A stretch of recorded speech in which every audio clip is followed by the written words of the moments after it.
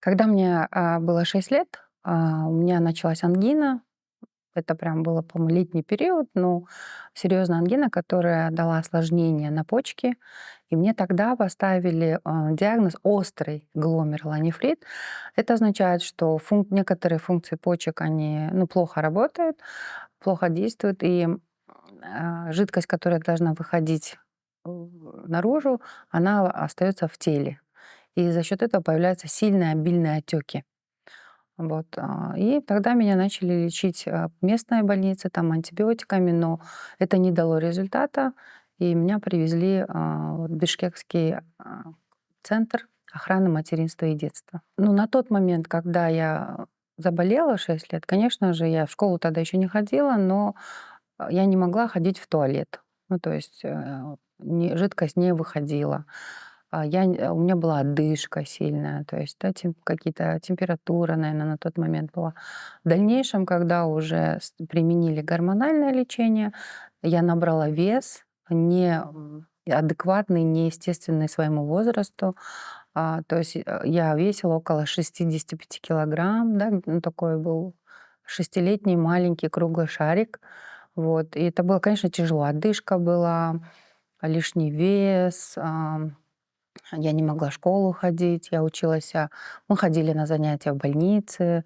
То есть такие были очень, сложные моменты. Конечно, в 6 лет это не очень сильно понимаешь, но сейчас, оглядываясь назад, я понимаю, что насколько было тяжело моим родителям, моим бабушкам, дедушкам смотреть даже на меня. А вот с 6 до 9 лет я весной и осенью лежала в больнице, мне проделали гормональное лечение, то есть дали, я была на большой довольно-таки дозе гормонов, вот, и это продолжалось на протяжении 3 лет где-то. Конечно, мои родители не останавливались, они искали все пути, они возили меня к народным целителям, различным, там, экстрасенсам и так далее, и так далее. И они узнали информацию, что есть такой курорт Байрамали, который находится в Туркмении, сейчас Туркменистан, да. Вот, и мы туда полетели с мамой. Мы там прожили около 3 месяцев, 3-4 месяца. И действительно это дало такой хороший результат. Я ушла от гормонов, то есть перестала пить гормоны. Я сбросила все лишние килограммы. И мои почки, наступил период ремиссии, называется, или покоя, да. Вот. Этот покой, наверное, длился около 9 лет, наверное. Тогда мне было 10, да. До 19 лет было все более-менее спокойно. Но, несмотря на это, я ежегодно ложилась в больницу для профилактики, меня проверяли, я сдавала анализы, то есть была под контролем врачей. Вот. И когда в 19 лет произошел еще один такой обострение, тоже вызванное простудным заболеванием, и в этот раз было прям все серьезно, настолько серьезно, что меня положили в больницу, давали лечение, но оно не давало результата. То есть мне не становилось легче, отеки не уходили. И около недели я была просто лежала без движения, я не разговаривала, не ела. То есть врачи разводили руками, вот так. Врачи говорили, что я не смогу работать полноценно, что я не смогу полноценно учиться, я не смогу заниматься своей жизнью, что я всегда буду зависима от других людей и от лекарств. Они говорили, что я не смогу родить ребенка, что у меня не будет своих детей. Вот. И такие вот диагнозы были, которые, конечно, на меня давили, угнетали меня, и моих родителей в том числе. Врачи не знали, что делать, родные дежурили возле меня, да. Мой братишка, он младше меня, он тогда учился, заканчивал школу, и он днем приходил и просил не закрывать глаза, потому что боялся, что во время его дежурства меня не станет. И вот такой был серьезный момент. Ну, видимо, для того, чтобы встретиться самым главным чудом, изменением в своей жизни, да, вот. И этот момент произошел именно в больнице. Звонит старшая сестра моей маме, за что я очень благодарна своей сестре, что она не испугалась, что она не отступила, не засомневалась, но она донесла эту информацию маме, что какой-то человек, она прочитала об этом в газете, такой специальной, которая называется «Твой путь», и что там есть номер телефона, и этот человек исцелился от такого же диагноза, как у меня. Конечно, маму это заинтересовало. Она даже не вникала, что и как. И она позвонила, назначила встречу, и он пришел в больницу. Ну, он жил в Бишкеке на тот момент.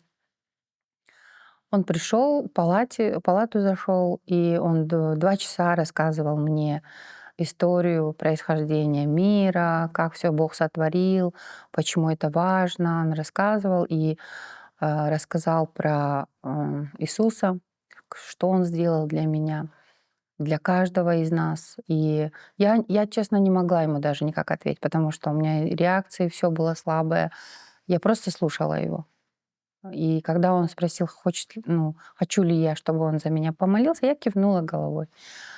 И вот этот момент я до сих пор помню, у меня до сих пор слезы наворачиваются, я говорю, насколько это было искренне. А, Я первый раз в жизни слышала, как человек обращается к Богу, к Создателю, к Творцу, как к своему самому близкому человеку, другу. И он так попросил его, как я могла попросить маму, там, мам, налей чашку чая, там, или мам, помоги мне встать, да, вот в таком тоне это была молитва, что он попросил, Бог, пожалуйста, тут молодая девушка, Абигаим, исцели ее. Он сказал, я не знаю, какие там у нее внутри организма изменения, но ты исцели. И я была удивлена, я на него смотрела, но так как я была слабая, я не могла никак реагировать, просто смотрела, и у меня слезы были на глазах. Он перестал, закончил молитву, и когда закончил, я почувствовала сильный голод, потому что я до этого была только на капельницах, да, питали меня капельницами, потому что все, что я до этого пыталась есть или пить, все выходило опять наружу, мой организм это не воспринимал. А тут я почувствовала голод, я села на кровать и попросила маму, говорю, мам, я хочу есть. Рядом со мной лежали бабушки, в палате. Это уже, такая взрослая же, в кардиологическом центре отделения нефрологии. Они, конечно, от радости со своих тумбочек все вытащили, там, что есть, что не... Вот это все давали мне. Они были действительно тронуты, удивлены этим. Я села, что-то я бульон, по-моему, попила, и как-то вот пришла какая-то энергия, сила появилась. И он предложил, ты хочешь, давай, еще поговорим. И я тебе еще что-то расскажу. И была хорошая погода, я точно помню. Это было 19 июня. Кстати, да, вот получается 25 лет в этом году, как это изменение произошло.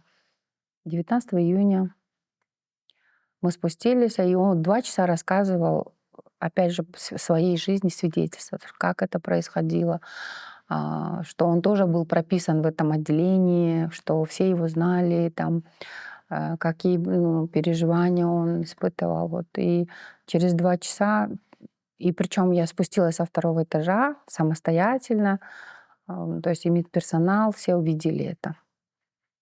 Для мамы это было, конечно, чудо. Сейчас она говорит, что я думала, что я тебя спасла, оказывается, я себя спасла. До этого я настолько устала от всех запретов, видимо, да, там, например, у меня были такие сложные моменты, когда я болела, и мама меня водила там в мечеть, да, и там просили, ты не в юбке, ты не заходишь. Или там ты не в платке. Даже видят, что я не в состоянии там даже, как-то что-то воспринимать. Меня возвращали домой. И, конечно, я не говорю, я туда не пойду.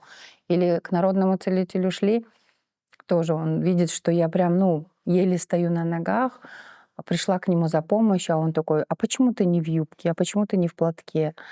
И как бы он не принимал. И, видимо, это все. И я говорю, а важно ли для Бога, как я одеваюсь? У меня был такой вопрос.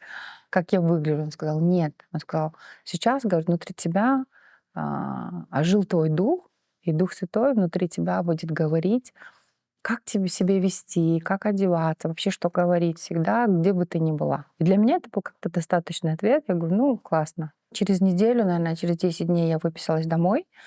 Я стала посещать собрания, церковь, я стала молиться. У меня отец вообще с Орского региона, с Южного. И, конечно же, он сказал, ну, ради здоровья бегаим можно. И мама со мной ходила.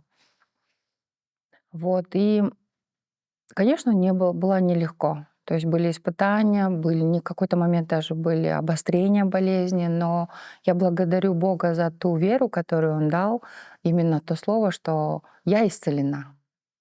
И я вот этим словом, этим обещанием Бога, что я исцелена, я противостояла даже своему отцу, который кричал, и говорил, иди в больницу, у тебя опять обострение, там еще что-то, были такие конфликтные моменты.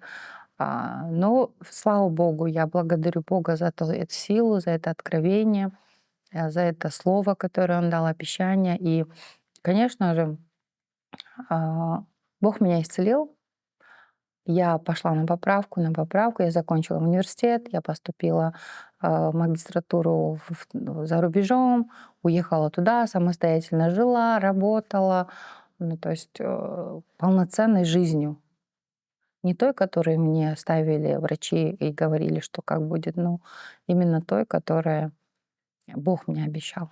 Вообще по диагностике и по статистикам врачей, с таким диагнозом, с почечной недостаточностью, доживают до 28 лет. Ну, это прям статистика есть. Сейчас мне довольно-таки много лет, больше 28.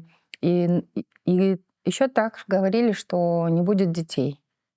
Но я благодарю Бога, что я вышла замуж, самостоятельно родила. Конечно, мой личный доктор был в шоке, он прям просил убрать этого ребенка, чтобы выбор либо ты, либо ребенок, или даже говорили, ну, до 5 месяцев доносишь, а потом в вакууме там дальше ребенок будет, или до 7. Но каждый месяц я сдавала анализы, у меня не было ни отеков, ни давления. Я прям каждый месяц сдавала там на большую сумму, полностью все проходила диагностику, и все было хорошо. И отеки, наверное, на ногах у меня появились, ну, такие вот, как беременность, да, говорят же, только перед родами, буквально за 2-3 дня. И, конечно же, это огромное чудо, что я так благополучно выносила ребенка, в полном сроке родила. И она у меня, ну, здоровая, такая сильная, красивая девочка родилась. И я за это вообще благодарна Богу. Каждый день благодарю. Засыпаю вместе, просыпаемся. Когда смотрю, я вижу, как она растет, и говорю, это действительно Божий подарок, Божие чудо для меня. До этого я Бога воспринимала как далекого где-то, который только наказывает, если нужно быть очень всегда правильным, чтобы угодить Ему. Тут я узнала, что Бог, Он такой близкий, которому можно советоваться, к которому можно обращаться. Иисус — это самый близкий друг, самая близкая личность, которая знает не только то, что снаружи с тобой происходит, но и то, что внутри. И Бог настолько так любит тебя, что Он своего Сына отдал. Я благодарна за ту любовь, которую Он прям излил в моё сердце, благодаря которому, этой любви, благодаря которой я могу любить других. Себя и других людей, и служить им, и двигаться, и что-то делать, помогать. То есть вот это огромная любовь. Это не передать, это огромный дар любви. Вот как подарок, который вам дали, и вы прям рады именно то, что вы хотели, давно мечтали. Вот это вот такое чувство. И почему я уверена, что он существует? Я вижу его присутствие в каждом мне, в каждом творении, в каждом действии, в каждой ситуации, общаясь с каждым человеком. И даже в негативных моментах я вижу, что это действительно Бог допускает для чего-то. То есть я вижу Бога везде, и я удивляюсь даже, почему люди не видят. Ну, многие люди это относят к случайности, там, ну, так совпало, ну, ты много трудилась, поэтому заслужила, да, какие-то причинно-следственные моменты указывают. Ну, и во всем, что меня окружает, во всем, что со мной происходит, я вижу Божье присутствие, Божью руку, Божию любовь, Божье сердце. Вот я могу сказать, в каждом, во всем вижу Бога.